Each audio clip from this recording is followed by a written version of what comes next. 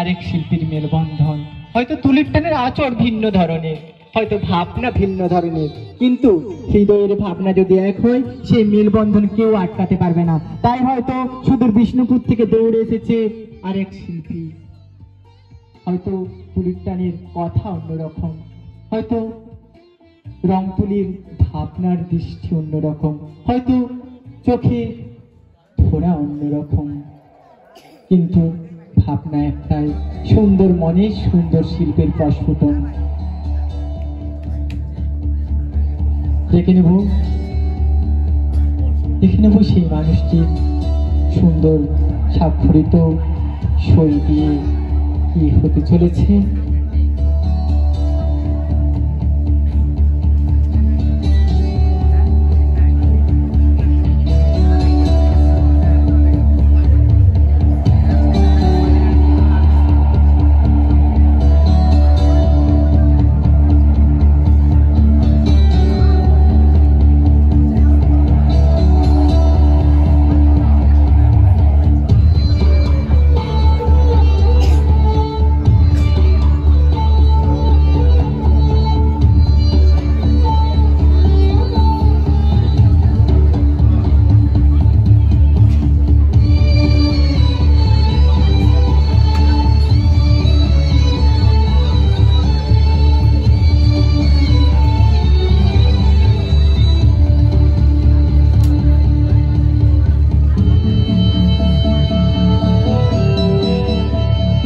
দেখে নিচ্ছে এক এক করে সুন্দর সুন্দর ডালি, সেই সুন্দর সুন্দর ভাবনা।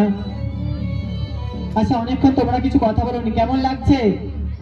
শুধুই মুগ্ধতা, মুগ্ধ হয়ে তাকানো, সেই শুধুই মুগ্ধতা, আর সেই সুন্দর মুহূর্তকে আমাদের হৃদয়ে ফ্রেম বন্দি করে রাখা।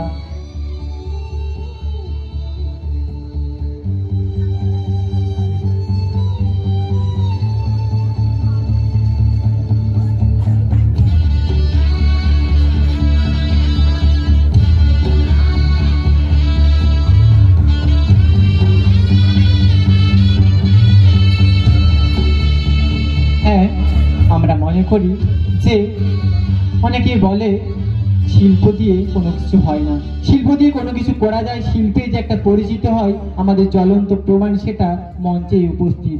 শিল্প দিয়ে শুধু রাজ্য নয়, দেশ নয়, পৃথিবীর মানুষের কাছে পৌঁছানো যায় আমাদের জ্বলন্ত প্রমাণ সেটা মঞ্চে।